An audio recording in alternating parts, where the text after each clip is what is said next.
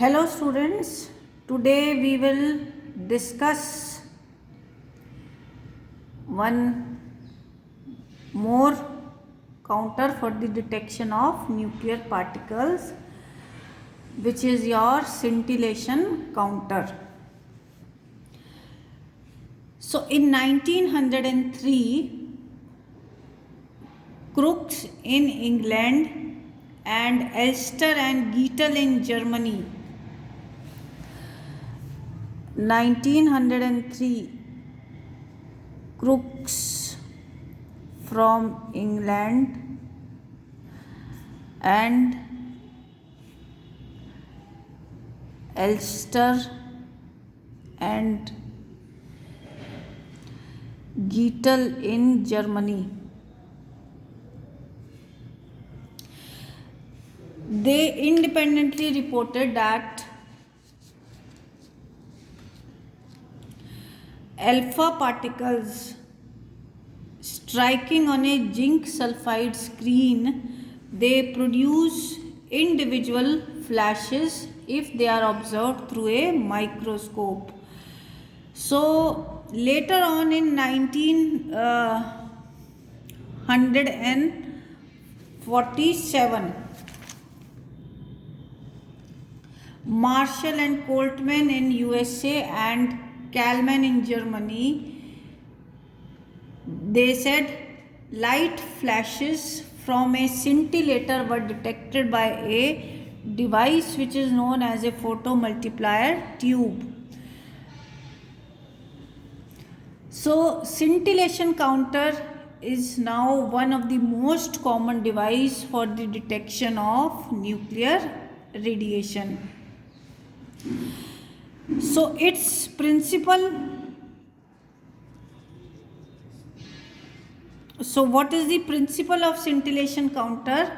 It is based on the principle that when nuclear radiation falls on a fluorescent screen like zinc sulfide, and you have studied scintillator material about phosphor, when nuclear radiations fall on these kinds of substances, they produce light flashes, and these light flashes are known as scintillations, and they can be detected with the help of a photomultiplier tube. So the main construction of scintillator counter, it consists of mainly two parts. One is the scintillator and the second one is the photomultiplier tube. And third, we have amplifier and electronic devices which are used for counting your electric pulse generated. So first we will discuss about the scintillator. So scintillator is a special kind of a material medium. When a charged particle enters it, it absorbs the energy of the charged particle, and it leads to the creation of low energy photons, or you can also say it leads to the creation of light. So in this figure we have shown that when a charged particle, suppose you are taking an alpha particle, it is entering a material medium, then this charged particle will collide with the molecules of the medium, and its will transfer energy to the particles of the medium. So what will happen? Electrons which are in the valence band, they will jump to the conduction band, and when these electrons again make a transition from conduction band to valence band, they will emit low energy photons. These are your low energy photons. So we have different kind of scintillators based upon the material. For example, cesium iodide scintillator, it is used for the detection of protons and alpha particles. sodium iodide is used for the detection of gamma radiation, and zinc sulfide is used for the detection of alpha particles.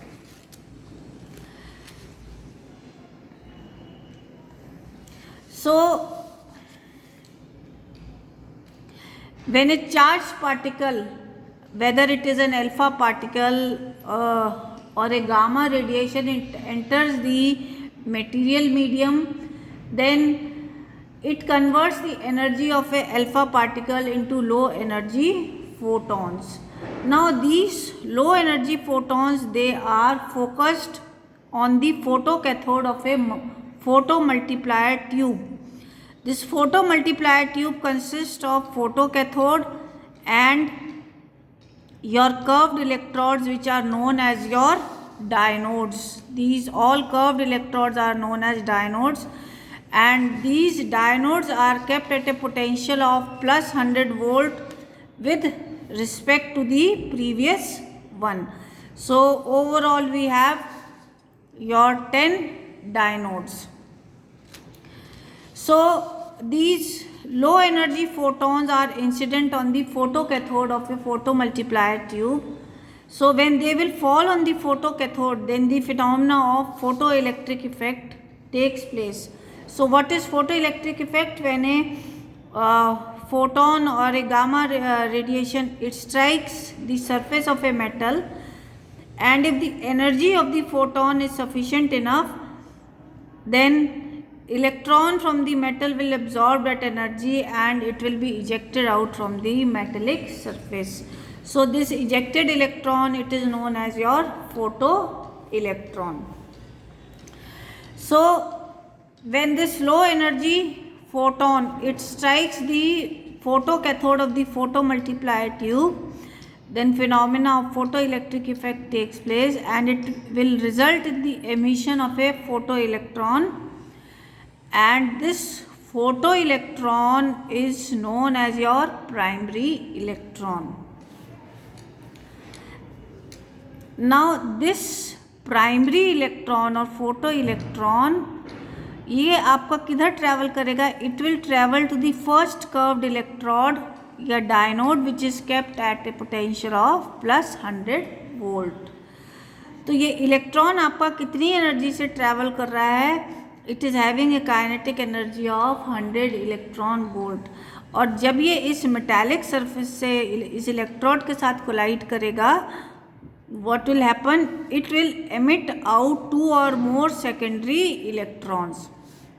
इस तरह से आपके ये secondary electrons emit होंगे, and they will be directed towards the second dionode, which is again kept at a potential of plus 100 volt with respect to the first one.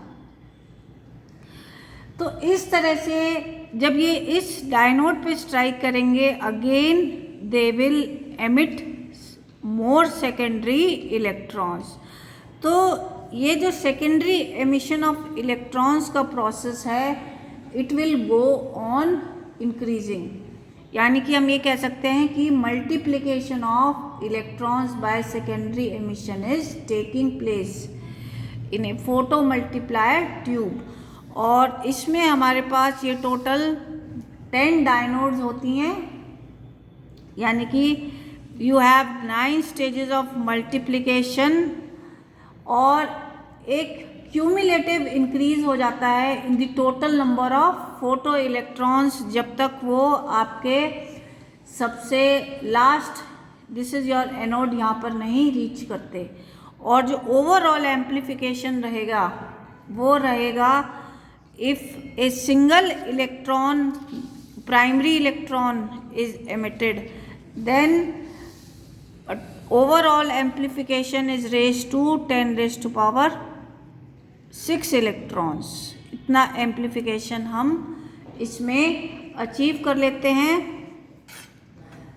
So 1 electron emitted by photocathode produces 10 raised to power 6 electrons at the final collector. और ये जो आपके electrons हैं, finally electrons, ये आपके यहाँ पे एक इलेक्ट्रॉनिक डिवाइस हमने जैसे सारे काउंटर्स में पढ़ा है वो हमारा अटैच होता है, जिससे कि हम जो सिग्नल जनरेट हुआ है उसको हम स्टडी कर सकते हैं and we can study about the energy of the incident radiation, जिससे हम पता लगा लेंगे कि which particle entered your device. तो इसकी पूरी वर्किंग को हम कैसे समझ सकते हैं कि आपकी इंसिडेंट रेडिएशन जो हैं वो सिंटिलेटर ने एब्जॉर्ब करी है और एटम्स जो हैं आपके दे आर एक्साइटेड। ये जो एक्साइटेड एटम्स हैं फ्लोरेसेंट मटेरियल के या फॉस्फर के, ये आपके डी एक्साइट हो जाते हैं to emit light flashes in a very short time. और ये जो एमिटेड लाइट फोटॉन्स हैं they are directed towards the photocathode of a photomultiplier tube. Photo electrons are produced due to absorption of light photons at the photocathode. Electron multiplication, it takes place at the photo multiplier tube. The final voltage pulse is amplified by the amplifier, detected, measured and counted by the scalar counter. So what are the advantages of this scintillator counter?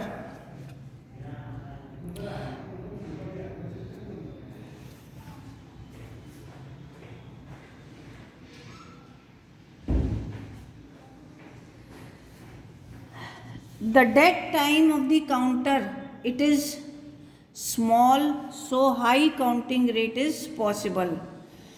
Pulse duration is very short, so that resolving power of this instrument is very high.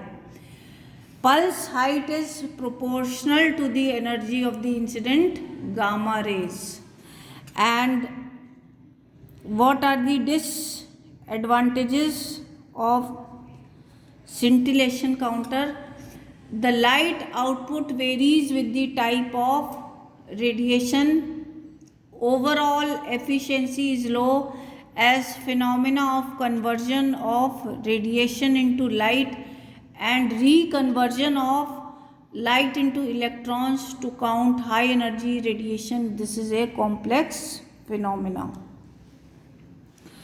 So students, I hope that you have understood this scintillation counter, and if you are having any doubt you are free to ask me anytime.